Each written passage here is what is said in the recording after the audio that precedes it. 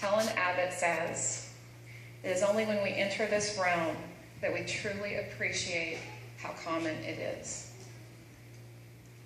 We all live very, very different lives, and we are all here because of a common thread. And our lives were drastically changed because of one, and unfortunately, sometimes more than one event. We chose an anchor as our symbol this year. We've got, it doesn't like that microphone. We have the yellow for miscarriage, and then the pink and the blue for boys and girls. And we wanted something that symbolized strength. I want you to think about it. When an anchor, and I know it's hard because we don't have ships here in Lubbock, but when a ship dropped its anchor, it sits in the sand. It keeps that ship steady. And it remains strong. No matter what is happening, waves, wind, we know wind, storms, it holds that ship steady. But in the water, but beneath the water, no matter what the sea throws at this anchor, waves, tides, currents, it remains steady, it remains strong. Through our individual tragedies, we have become strong. And it seems no matter what life is throwing at us, and I know we've all been there, when it rains, it pours. We think, God, my gosh, what more can you give me to handle? We tend to draw our strength through the grief that we've experienced. We are stronger than people give us credit for. And today, we remember our babies, all of them. For all of our losses are real. And I know that there are some days that we are explaining our losses more than we are experiencing them. And anybody that knows me knows I have absolutely no problem talking about my experiences. But for some of you, that can be difficult. But I want you to know that in this room tonight, we stand united, and united in the strength that we all have. And whether you have experienced loss yourself, or you're here because you support pregnancy and infant loss awareness, you're part of a bond that few people really understand. After my second miscarriage, my first question to my pastor was, "Are my babies in heaven?" And of course, his answer was, "Yes." And then like a message from heaven, that the very next Sunday, one of the passages we read was Jeremiah 1:5. "Before I formed you in the womb, I knew you. Before you were born, I set you apart." I knew at that very moment that my babies were in heaven waiting for me. Samantha Evans, in her book, Love Letters to Miscarried Moms, she says this, "Our children are real. They will never experience pain or heartbreak. And I truly believe that right now they are playing up in heaven together, eagerly waiting the day that they get to greet us." And these can be hard words to understand, especially if the loss is a new one.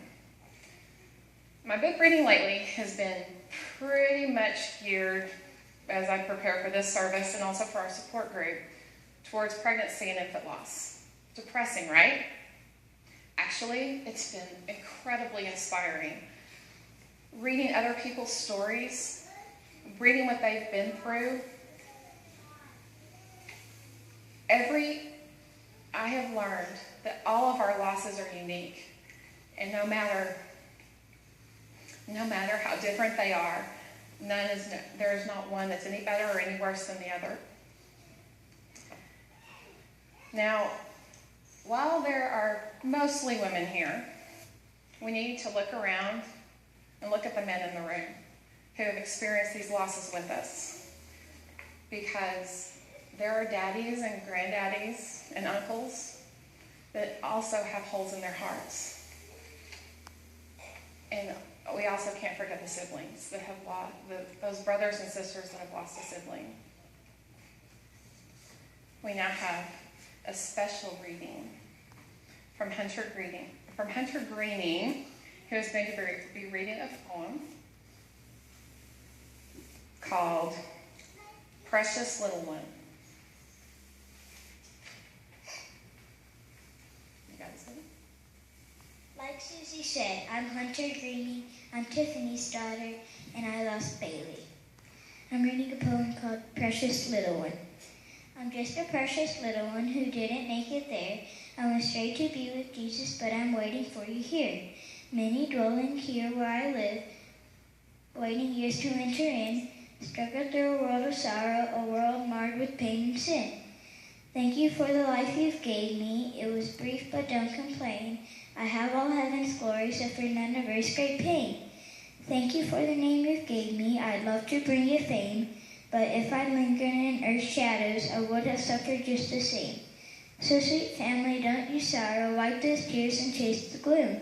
I went straight to Jesus' arms, but I'm from my loving mother's womb. Thank you, Hunter.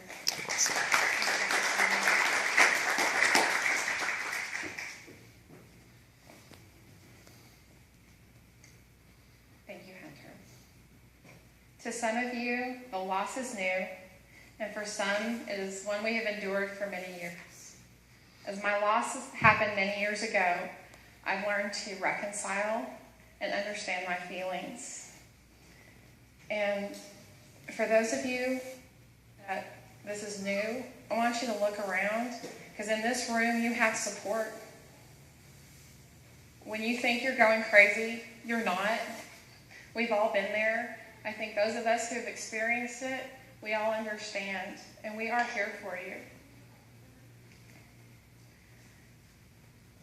I have a challenge for you, for all of you this year. My challenge to you this year is to find some way to honor your child. And if it's not your child, find somebody else's child to honor. There are plenty out there. Whether you plant a tree, volunteer, or donate money to your favorite charity in your child's name, do something to honor that child. And I'm going to read from Samantha Evans' book, which apparently she's becoming my new favorite author. She says this in her book: I realize to you that I am only words in a book and cannot force you to do anything. But seriously, from one miscarried mother to another, get that big butt up off your couch and serve others. It will expand your universe and heal your soul. Trust me on this.